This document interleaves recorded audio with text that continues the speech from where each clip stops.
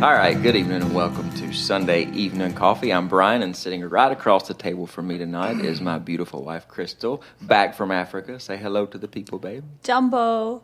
That's Swahili. Hello. I thought you were calling me Jumbo. You look like you've been eating good since I've been gone. Just kidding. Yeah, Jumbo and delicious. We'll talk about that. Yeah.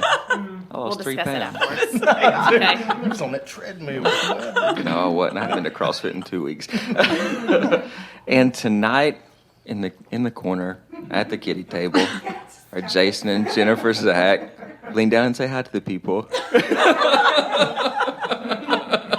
Jennifer says she don't care. She's in the corner. She's got good coffee. And we're so excited. Topher and Laura Jones have made the long haul over from Mount Juliet tonight to Hendersonville, cross the water to get here. Yes, sir. So thank you guys for. Amen. Did you part it or just drive around? No, we just Right through. We need a boat. We do. Ferry. Well, we really appreciate you guys coming and being with us I'll tonight. be here. Thanks for Thank you, having guys. us. Absolutely. So we got some cookies. So you guys help yourself. Crystal's made some cookies again. She's back. Last week we had donuts because we didn't have a Yeah. cookie maker. Sorry. So And the mints. Don't forget the mints. the mints. That's right. Tropical We got mints. mints. She called them handy mints. Then she said they weren't handy. I don't know. They're from, I'm just confused. they're safari tropical mints. Yes. They're pretty great. So tell us about our coffee, because she brought it back. She brought back 12 pounds of coffee from Africa. It's Dorman's. We and can't it pay our is house payment Kenyan this month, but we got coffee. plenty Yeah, of but we have coffee. plenty of coffee. Kenyan dark roast, and it's very good. It's the coffee great. there is It is it's good. good. It's not bitter. Right. So I really liked it. So I bought a bunch of it. I would agree. Yeah. So Laura can't drink coffee. She's with child, so Sporting. she's on the Oh, I water. would drink it if I could. Yeah. It just makes me like not Nauseous. Yeah. I've tried a couple times. And then I'm like, You "Jess, want- I you want can't it to be drink good. I do. I try. I want to be able to do this. Yes. That's Makes the me worst sad. part of pregnancy. I mean, it didn't make me sick, but yeah. But It's not like, do you like the smell? yeah. I have a little bit of chocolate mint gelato left if you need it. For the freezer. It might make you feel better. That's funny. So we'll just jump right in and let you guys kind of tell us your story. I was telling them before we started, I had Laura had sent me back their information yesterday, like, kind of their story, because we don't know you guys well. We know you in passing, and we know you guys as far as they work in children's ministry, so they have a big hand in the foundational relationship with Christ that our kids have, and we appreciate that. But aside from that, we just didn't really know your story. So yesterday when I read that, I mean, just stopping and looking at God's grace. Absolutely. It's Yeah. just, I mean, it's amazing. It and is. and I don't get emotional about many things He except didn't the cry stuff. when we had Sophie, so just to put it in perspective. Or when we got married. Just, She's not keeping Yeah. record though. I'm not Yeah. keeping record. I'm We're just good. making a reference. So I'm fat no, you're not. and I'm insensitive. This is going to be good. We're going to turn the telling you. tables real quick. Looked like she picked up some baggage halfway across the world. there, Yeah. Brian, Yeah. And brought it home with her. Telling you, God. You can't hang out with Judy and Julia anymore. if I you- know. Sorry, Judy and Julia.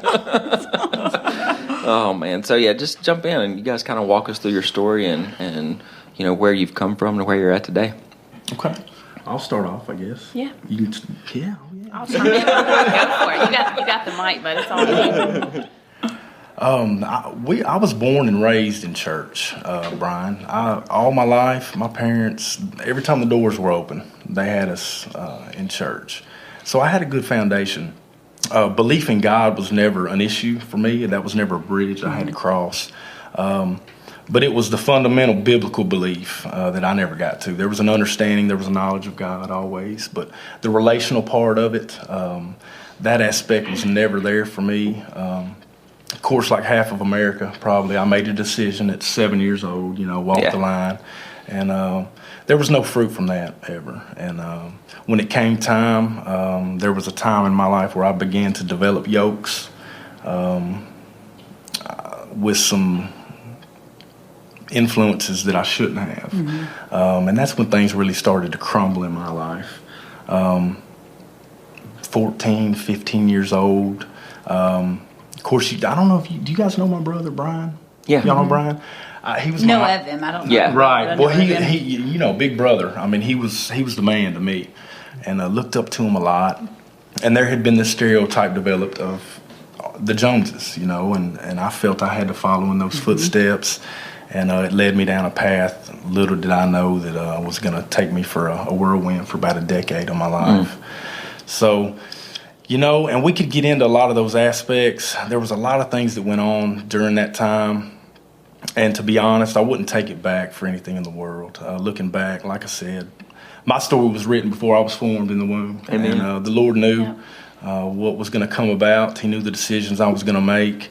And what you mentioned at first about His grace, I've been fortunate enough to experience that firsthand. But anyways, back to the influences. Started yoking up with a lot of folks that I shouldn't have been. Was allowed to do so. A lot of the fundamental truths that I find in the Bible, it wasn't lived out in the home for us. It was a lot of church was one thing, but home wasn't really a place where we read the Bible. It wasn't a place where we prayed. Right. It wasn't a place where we sought the Lord when sickness came in. Or I didn't see a lot of that lived in the home. We were good folks. My parents were good folks. Yeah. Mom and dad, great people. It was just two separate things. It was. Right? It was like two separate worlds. And not that they did anything bad. There was no drinking in the home that I recall. Things like that. None of that. No abuse. So I mean, my upbringing was fairly good. We were very active in sports. Spent a lot of time at the ball field when I was younger. I remember my younger days. We lived there. Yeah. That was one of the things. That was just what we did. All of myself and the siblings as well. That was something we just enjoyed to do.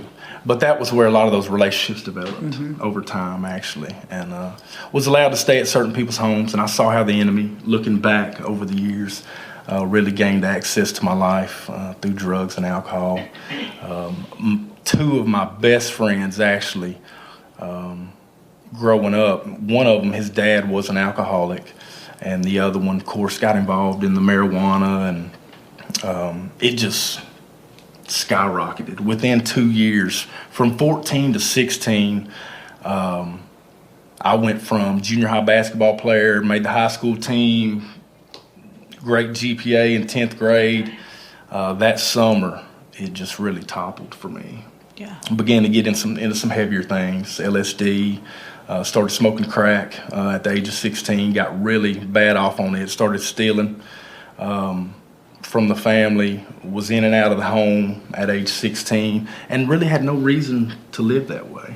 Like I said, once the alcohol and the drugs got in, it just... Did your parents know what was going on at this time? They did, but they didn't know how to address it. Yeah. They really didn't know how to handle it, Brian. They had never experienced anything like that. Yeah. Did they try to discipline you, or did they ignore it and hope that it would change? They did. They did try to discipline me. I think at that age, though, I think they kind of realized, you know what? And they were so battered at that point because Brian, my brother, and my sister had really taken them down the road. So I was the youngest, and I think they were kind of at a point where they didn't have much fight left in them. You know, they had seen where the road was going, and they knew I was on it. They just didn't know how to get me off of it. Yeah. They didn't have the answers. And, you know, I can't say I was looking in the right places either. Yeah. You know, so. Did you still go to church or anything with them at this point, or No, did you? I was gone. Pulled I was away? gone at that point. Yeah, I remember about 15, right during that early time frame. I remember going to church with my folks, and I'd hop in the car, go pick up my buddy. We'd go get high and ride around. I'd come back, walk in church, get with mom, and we'd leave together. So that was the extent of it. But pretty much by 17 years old, I was totally disconnected. Pretty much on the streets by choice. Yeah. You know, I'd come back in the house every 2 or 3 days to get a good change of clothes and a shower. And for a lot of that time frame, mom was an enabler. Dad was ready to put his foot down. Yeah. He was ready to put me on the streets for good. But my mother allowed some things, allowed me to continue to do some things that I probably should have had no business doing. It should have, looking back, there should have been a severing there. Yeah. It's a hard thing about parenting, It though. is. You know, to know when that time is to say, hey, you know what? This is a line, and we're not going to cross it. And if we cross it, here's the consequence. And 'Cause especially, I think, for a mom, that maternal instinct, you want to care and And love. he's the baby of and the family. Yeah. Yes. So you that want- made it, It makes I'm it sure, very worse. hard to put that line in the sand, I think. So you put it down and then you erase it. And then you put it Yeah. down and you erase Yeah. it. Yeah.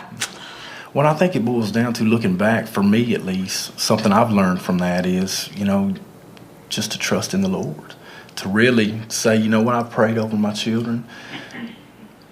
Instead of trying to do it on my own, that's something I've learned through that. You know what, there is going to come a time where we're going to have to all do that as parents, whether it's at 16 or 18, whether they're on the right path or the wrong. But my job is to prepare them for that season, whatever that looks like, and then all I can do is trust God that He's going to take care of them, and that He's hearing my prayers. Yeah. And He'll do what's best. He knows what's best. So it was really a lack of trust, I think, when you try to step in and enable, and that love and that affection, that emotion, it almost overrides the spiritual aspect of it, I believe. For sure. So, But I remember your mom talking about how she always prayed that you got caught. Because I remember I did. comparing every heat. we did. Always got Everybody caught. else seemed to leave the party at just the right time. Yeah. Except you. Right. Yeah. Right. So That's funny.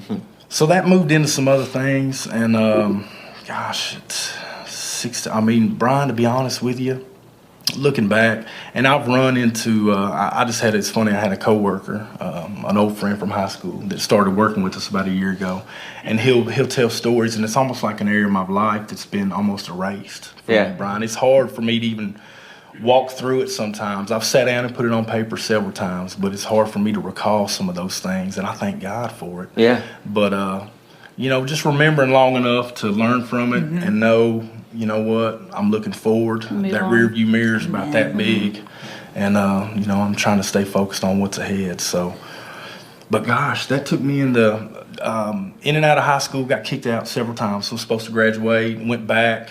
I needed about 7 credits after my 10th grade year to graduate, and I couldn't get it done. So I went back 2 or 3 times, and truancy just got me. I was the type. Inquiring minds want to know. It went downhill pretty quick. But I was never necessarily unruly. Even to my parents, I was never disrespectful to their face. My mom, my dad. I never caused a lot of trouble in school. I just wouldn't show up, That's easy enough. Yeah. Don't go. Had to do it. I had things to do. Right. So, but got kicked out of school, and then it really began to, I was out there. I had no direction in life. I was just lost, running wide open. Just total deprivation. No feelings, no emotions, completely calloused at that point. Yeah. Just in a drug-spun craze. Whatever I could grab onto for the day, that's what I grabbed a hold of. And did you have enough recognition to realize where you were at in life? I mean, you know what, Brian? To be honest, I didn't. Yeah. At that time, I did not. I was just living for the moment. I was lost. yeah. That's the best way to describe it. We would hang out, and I'd be like, the next day he'd be like, so what'd you do last night? And I'm like, I was with you. I was with you all day. Like, he Yeah. didn't even know where he was from day to day. It was gone. bad. Yeah. So there was no conviction. There was nothing there. No, it had become. Cold. I'd become so calloused, and my conscience was so seared at that point. There was nothing. That's a scary place to be. It is. And looking, I couldn't imagine for my parents or those outside who loved me looking in. Yeah. To see your boy like that. Yeah. Just black in Making his those eyes. Right. Yeah. So after I attempted, I gave up on school. I said, you know what, this is not going to work. I don't need them 7 credits. Right. I gave up on that. So I think I went back at 22 years old or so and got my GED. But just took whatever job would come along. I did know I needed money Yeah. to get what I needed. So, but at that point, I was still in and out of the house. I'd stay with friends, just floating around with no direction. And it was I was about 22 or 23. When did I meet you? You were 17. You were 16 at the time. 16. Well, I'll go ahead and tell you a little bit about me. I was not raised in church. We didn't even go Easter. Like, we weren't even those people that went once a year. But we had the things of the world. So, like, I was into gymnastics, so my parents bought the gym, and like we were all in. We were there, 7 days a week. My brother raced motorcycles, and so my dad traveled all over the place, built a track. I mean, we were just like, whatever we went after, we went after. Full blown. Yeah. So honestly, we had the toys. I remember driving up and down the road, like literally at our neighbors, like, "Ooh, we got a new toy," Yeah. Like that was our life. Like we just stuff and things. So really a knowledge of God was not there at all. I mean, I remember at one point when we were dating saying, "Are Jesus and God the same people?" Like I didn't even, who are they the same? So I grew up, there was alcohol in our home, and it just destroyed our home and our family. But when we went out, we had it together, and we put on our faces and made it work. And then of course I was a kid when I met him. I was 16. He was one of my brother's good friends. Yeah, her brother was my best friend. So I was 16. He was 21. A little bit different. Yeah. So I pulled up, and I remember she just got home from a horse show, and I don't even remember what I said to you. She was out in the driveway, so I don't even think John was there. That's her brother, John. And I walked up and just approached it subtly, and I don't know. From then, I remember calling the house, and John would answer the phone. He'd be like, "Hey, what's up, bro?" I said, "Hey, man, it's Laura there." He's like, Yeah, it wasn't good.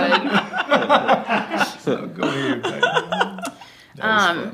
Yeah, so we met at 16. I was just, I think, starting like in my mind mentally preparing for, okay, I'm driving, I'm free. So like I can start, and I would go hang out with my brothers who John was like 20 and then Brad was probably 23. And I mean, they were partying, and I'm like this little 16-year-old who gets to go hang out with these adults and like party big. I mean, they had big drugs and they had like good stuff. So I started drinking, just kind of dabbling with drugs, but I would say I was a responsible drug user, I guess. Is that even possible? I was in control. I was in control. Snapshot of personality there. I kept a job, and I saved my money, and I still did good in school, but I still played on the weekends and hung out with Topher. And then it didn't take me long to realize this guy's nuts. I mean, I'd go to pick him up at like 10 in the morning to go to the mall, and he'd be just trashed, and he wouldn't remember anything that day. We'd come out from a store, and he would have stolen it. I don't even know how he got out with like CDs and food, and I mean, it was everywhere we went. It was terrible. I mean, from the time he woke up to the time he went to bed, it was. So was it the bad boy image that attracted you to him, or was that? Yeah. Absolutely. And he had really nice shoes. Because he was stealing them. I always know. Pick the letters. Broke as a joke, but I had some nice shoes on. Yeah. And I was a little 16-year-old girl who had a brand new Jeep and all the nice stuff. I remember letting him, my dad, if he watches this, I remember letting him drive it. And my brother would be like, "I can't believe you're letting him drive." I mean, I was 16 and dumb, and he was cool, and he was 21, and yeah, I would definitely say. Real cool. Yeah. He was. It was about that time. It was short. How long we dated? About a year? I think we made it like official in 2000. Yeah. Yeah. That was when we made it official. That's when John found out. And we crossed that bridge. But it was within a year. I was working out of town, of course, still living wide open. Me and her brother I was starting to try to develop at least some sense of responsibility at that time. I was getting there a little bit. Still no direction. I just knew I've got to get up and do something. I mean, I'm doing nothing. So I was trying to get a job. Me and her brother actually started a business at that time. We went and got some lawn equipment and picked up 20, 30, 40 yards. And well, I think even like before that, when you went to when you went to rehab, I remember driving down the road and I was like, I'm not doing this. Like I saw alcohol just pull my family apart and so much drama. And then I'm sitting here, I'm thinking, at the time, I think I was about, I guess I was still 16, 17.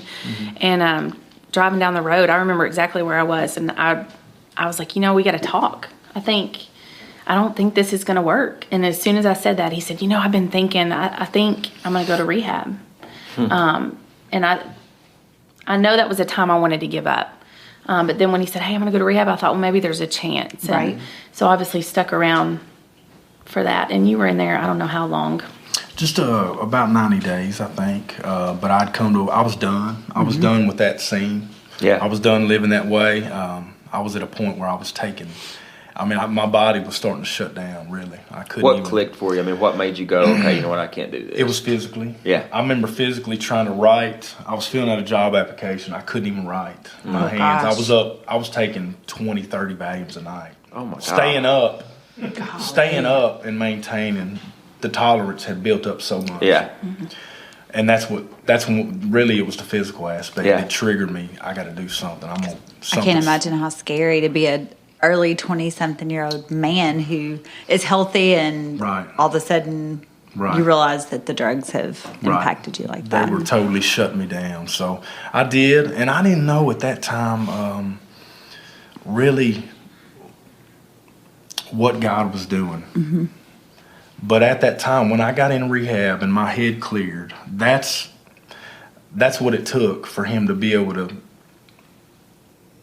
get a window in there, I guess. Yeah, get your attention. I had to get my head clear, whether it was for a week, whatever the case may be. I remember Brian was in prison at that time, and it was funny to see God working in him as well.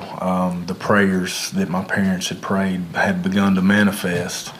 And to see the Lord, I remember writing letters from rehab to Brian. He was kind of walking through the same thing at that time in his life. And God was really working on him. He had to take him to a place where he could, of solitude, where he could get a hold of him as well. So unfortunately, you hate to go there, but for some of us that are a little more hard-headed than others, I guess, that's what it took. But that's where we were. I was there about 90 days, and the Lord, He was working on me. For the first time that I can remember, since I was a young child, my eyes had begun to be opened to the things of God, and I knew that's where I think that foundation came in, that my parents laid, even though there was some apathy there. I knew where to go. Yeah. I knew where the answers, because I had tasted everything the world had to offer. And there was nothing out there. I tasted it all. And I can't say I didn't have riches or anything like that, but all the desires, the lust of the flesh, the lust of the eyes, the pride of life, I had lived it all in that 4, 5, 6 years. I denied myself nothing, and it was empty. It was still emptiness. Yeah. So he began to work on me in there, and that started something. And from that point forward, when I got out of rehab, I began to work. I was traveling out of town. Now, I was still living somewhat, still drinking lightly, even after I got out of rehab. Nothing real heavy from that point forward. But if it would cross my path, I wouldn't hinder away from it. I wouldn't pull away from it either. I would welcome it. So I still wasn't there. Went through a season of prayer in rehab, a time where the Lord was working on me. And that never went away, really, for the next, up until this point, really. That's when it all began for me, as far as seeking the Lord. But I can't say I truly surrendered to God in that time. I can't say that I gave my heart to Him. But He began to reveal Himself to me. Right. It was a start. It was a stepping stone. I'm sorry. I was going to say that the thing that I think people need to recognize and realize is sometimes you have to let people get to that place. Right. I think, again, too often we want to jump in and we want to keep people from hitting rock bottom, whether it's rehab or jail, wherever they need to get for God to start working on them. And we keep throwing them a life raft. Right. when maybe they just need to think. Yeah. You know, Just you like have the to let prodigal. them I mean, he had to think. come to himself. He had to realize that he had nothing else left. Yeah. And that he was just about to eat the slop out of the pig trough when he went, you know what? Even if I'm a servant in my father's house, it's better than what I'm doing. Right. And he had to get to the end of himself, and the dad never went after him. Right. You know? Well, even Paul, I mean, he says, turn them over for the destruction of the flesh. Yep. And that's what had to happen to me. When I talk about shutting down physically, that was the destruction of the flesh. Right. I had broken down. I mean, everything was gone. I had nothing at all. My mind was shot. Even my physical body at a young age was shut. I mean, I had nothing. Yeah. There was nothing. I didn't have anybody I felt that I cared about. Outside, I knew my family loved me, but I didn't was care very about cold, anybody though. else. I didn't. Like, yeah. I remember thinking at a season, like, I could have just fallen over dead in front of him, and I think he would have just stepped over my body and walked on. Like, he was that cold. He had there was no emotion, he didn't like, it seemed like he didn't like people. Well, and just like with your kids, you know, if my kids, if they're upstairs, I'll say their name. If they don't hear me, I'm gonna get louder until they eventually hear me, Right. or I'm gonna go get them. And I think that's what God has to do with us. He's gonna Right. whisper. He's gonna say our name. Hey, Topher. Right. You know, Right. until he gets Yeah. our attention. And sometimes it has to be that radical smack to the side of the head. Right. Yeah. Of, hey, you know what? You better open your eyes and pay attention. Right. So from somebody who at 16, 17 dated very irrational, very bad boy, all the bad stuff. Yeah. Did you see something in him that was worth dealing with him? Or was this God intervening in your life, or did you see something? I don't think I saw anything. I mean, honestly, in my mind, I thought all men cheat, all men lie, all men are just, so I just really thought that's how everybody was. And so at that season in life, I think I was just looking to have a good time, honestly. I don't know that I was even looking for a long-term relationship. It was Right. more of just Hey, let's he's go fun. have We can go hang Mr. out. Right Now. yeah, he's cute and He's got let's those go party. shoes. Yeah. He's got nice those- shoes, nice clothes. As Jordan would say, the cohesies. I get it. So yeah, I don't know that. I mean, you know, like you said, when we look back, we see God connecting the dots. That was definitely. I mean, But you weren't connecting them at the No. time. It's all him No. doing whatever he's Oh, doing. Yeah. yeah, not at all. It was just we didn't have a clue. no. We had no idea. I didn't even know there was dots. Much less connected. They were all blurred. Right. All blurred for Toph. Yeah. But shortly thereafter, I was traveling out of town working, and it was within a year probably after I got out of rehab that I got the phone call that Laura was pregnant. And I remember sitting in a hotel room in Indiana and getting that phone call, and it just rocked my world. It rocked my world. I didn't know I had enough in me because I was raised right, and that was a game changer for me. Yeah. You know what I mean? But God, I saw His grace. Because I knew I was doing better, but I still wasn't living right. Yeah. And I saw His grace in that, and my heart began to turn at that point. I found a purpose. I found a reason to live. I found hope in that. That's what it brought me at that time. I didn't realize, and it took that still was years in the working, but that was the beginning of it. That gave me a little glimmer. It gave me something to live for. It gave me something to strive for. I knew at that point that the world was bigger than just me. And it wasn't even about Laura, but I knew I was responsible now for another life. Yeah. And you were what, 17? 17. 17. So were you terrified? I don't know that I was terrified. I mean, you know, he's speaking of having like this hope and God's grace, and I didn't have that. I mean, not the least little bit. But I know that I kind of felt like I was going to have a purpose. You know, like I had my whole life strived for perfection or strived to meet these, you know, this standard or this goal to have self-worth. And so I finally felt like, oh, wow, you know, I had just signed up to start going to Aquinas College. I was going to go for nursing, and, you know, all that stuff kind of shifted. But I had my parents who were financially supportive and who were, you know, so in my mind, I'm like, oh, well, just add a baby to the mix and I'll keep going to school. And, you know, God wasn't ever in the picture for sure. But I felt like it gave me a purpose. Like, oh, wow, now I'll have someone. I had no clue what we were getting So into. there was no connection for you of, No. let's get married and we're going to raise this family the right way. It was just, Right. It's a baby. Yeah. Yeah, I didn't know if he was going to stick around or not. Yeah. I mean, all I knew was I had mom and dad, and they had the money to help, and so you're fine. yeah. We even made a decision that we weren't going to get married in spite of, we didn't want that to be the reason. The reason, Right. yeah. We were going to stick it out and see what happened. But that wasn't going to be the reason that we just locked up. So were you guys living together at this point? No. Okay. But after that, I moved Soon in after that, shortly yeah. thereafter. I moved in with her parents. I was still working out of town. We were working on the, like I said, the mowing deal. That came into play within the next 6 months probably of the news.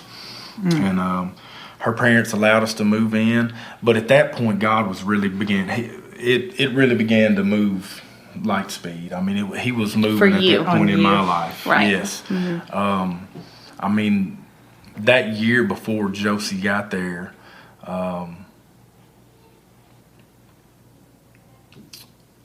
he was working on me. Were you going to church Significantly. any at that point, or was it? We did start going to church. A little, like on and off. It was nothing. There was no faithful commitment. We were just kind of here and there. We'd go when we. And we wanted picked the to, church. and- We picked churches that it was obviously frowned upon. You know, like this young girl, and I didn't dress appropriate, and I'm pregnant. You don't even know what is appropriate. No. You don't know anything And about so I'm church. in there, and I remember Get her a being, sweater. yeah, Modesty cold. cloth. whatever it was more like. But I remember being referred to as the baby's mom, and things like that. And I quickly was kind of like, oh, I don't know about this. Maybe we just didn't pick the right. people. Yeah, I don't know about this, but we went occasionally. So Topher, did your mom and dad accept Laura and the whole situation, or what was kind of their take on it You since know they what? were in church? They kind of took we're going to not voice our opinion stance. They didn't agree with it. They didn't approve of it. But They at were that very point, disappointed. There was really nothing. Yeah. So it wasn't there wasn't friction there. There was just, you could tell they weren't very supportive of Yeah. it. So, and then when I moved in over there, that made it even Attitude worse for them. Right. Yeah. Right. But I remember even before Josie was born, and that's really, guys, that's the time in my life. I guess she was about 7 months pregnant. And I had just moved in, and we had made a decision to not sleep in the same room, which it doesn't seem big, but it was for us at that time. I was like, because the Lord was working on me, and I knew Right. it wasn't right. This was actually after she was born, because it was when we were going through counseling with Pastor Raymond. I thought it was before. It may have been, I don't know, it was some season. Well, I can't remember. It's a blur. It's all a blur. It is. No, I think that's a huge step. I mean, Yeah. to be pregnant, have a child, and then say, we're not gonna sleep together Yeah. anymore. Yeah. I mean, I think that's a pretty big, because we're Right. not married or because we aren't where we need to be. And the enemy That's a was huge hard at thing. work. I swear it was. I mean, Yeah. I'm like, you hadn't even bothered, And then like we decided to separate, and it was just like it was torture. Yeah, Yeah. it was hard. Well, I remember, and I would say I know for a fact, the moment of salvation for me, it was right before that decision to do that, because those convictions would never have come otherwise. But I began to get in the Word, which I had never done, ever, in my whole life. And really, this story is rooted in that Bible. Yeah. That was the game changer for me. Getting in When the I Word. began to read that Word, my eyes began to be open to a lot of things. And he revealed himself to me. And I remember sitting up in that other bedroom opposite of her. And I had gone on a fast. I remember talking to my brother, and he was asking, we were talking about breakthroughs. And I told him what I was experiencing. And he said, man, have you ever fasted? And I said, no, I haven't. But he said, just take you a 3-day fast and see what happens. And man, I'm a believer in fasting. Several times Absolutely. in my life, in the course of this story, you'll hear where breakthroughs came through that. But I remember on the 3rd day, the Lord just opening up the heavens and rushing Granted, into he's my not life. sharing any of this with me. Yeah. So do your I'm parents over think here you're still- crazy because all of a sudden he I moves don't- out of the I room? don't Like, know. what do they? I don't even know. My parents were just like, whatever. They were the cool really parents. were. And Yeah, everybody hung out there, and it was, So you're having a spiritual awakening. I am. When did your spiritual awakening happen in relation to all this? Like, what happened where you went? It was Okay. after this. I mean, it was when Josie was born. It was before we got married. We were going through counseling, and I just remember as they're talking about, it was with our pastor and his wife. And at that time, we were going to a little Baptist church in Hermitage, and they just became really like spiritual parents to us. And I just remember him explaining, this relationship with Christ, and I thinking, like, I want that. And I remember driving to Josie had to have been maybe just 4 months old or so. And I remember driving down the road, and it was the first time. I just remember God's scenery. God just opened up my eyes to his beauty, and but it wasn't like this. Oh my goodness! Like, I got saved. My life is being transformed. The heavens open up. Like, It's a different lens. Yeah. I mean, it really is. It's just, it's not, for some people, it's not this big, huge transformation. It's Right. just, okay, you know what? I can't see crystal across the table when I pull my glasses out. Right. Oh, look. Yeah. I And it's a can kinda see that process, I now. think, Yeah. sometimes. To And I was get you so there. ignorant. Like, I Right. didn't know anything about the Word of God. You didn't have this foundation, at least you Nothing had that he from could the draw beginning. from. Right. But sometimes, that's the best. Absolutely. You know what? There's no Because walls here's to the have to thing. knock No, down. none. I grew up in church, and I can speak Christianese as good as anybody. Yeah. There have been times in my life when I've been living like hell, and nobody would have a clue because I could play the part. Right. Because I had the head knowledge, and there's a difference in head knowledge and heart knowledge. That's right. Yeah. That's right. Yeah, even through our journey, as we get on into our story, I would just remember him having to walk through seasons as he read the Word of kind of tearing down things that he was taught and having to rebuild. And of course, it's all new to me. And so I'm just reading God's Word and getting that truth in, and it's clicking for me. And he's over here. Having to do more work. Yeah. Almost to Right. get there. That's When very at that cool. time I'd accepted, looking back now, I see the progressions, and I accepted the Lord that day in that bedroom. No doubt about it. I was a changed man for sure. Yeah. He took out that heart of stone and he put in a heart of flesh.